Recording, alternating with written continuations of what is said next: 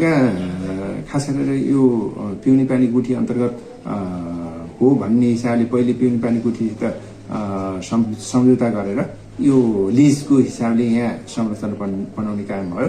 तर पछि भूमि आयोगले यो जग्गा पालिकाको नाममा ल्याउनलाई प्रक्रिया सुरु गर्दा यो चाहिँ पिउने पानी गुठीको स्वामित्वमा नभएर यो राजगुठी रहेको हुनाले यसको लगतमा यो चाहिँ गुठी संस्थानको हक लाग्ने गुठी संस्थानले मात्रै यसको चाहिँ स्वामित्व गुठी संस्थानको मात्रै हुने भनेपछि हामीले गुठी संस्थानसँग विभिन्न चरणमा पत्रचार गर्ने र त्यहाँ सम्पर्क गर्ने कार्य गर्यौं।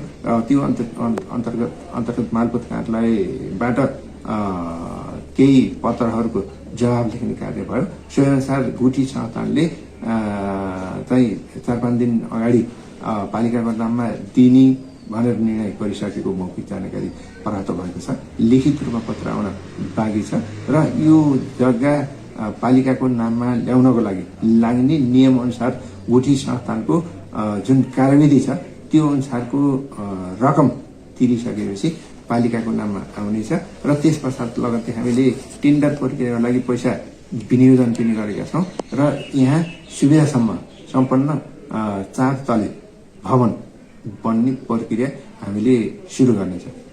यी महिनाभित्र टेन्डर प्रक्रियामा लान सकिन्छ कि अब यो जग्गा पासको प्रक्रियामा कति टाइम ड्युरेसन रहन्छ भन्ने कुरा मात्रै हो। हामीले त्यसपछि टेन्डर प्रक्रियामा लानलाई त्यति गाह्रो छैन। तर यो जग्गा पासको प्रक्रिया टुङ्गेर अब हामीले पैसा तिरेपछि तिर्नेदेखि अब जग्गा मालपत्रले हाम्रो नाममा गरिदिनेदेखि ती प्रक्रियामा समय कति लाग्छ भन्नेमा नै यसले निर्णय गर्छ।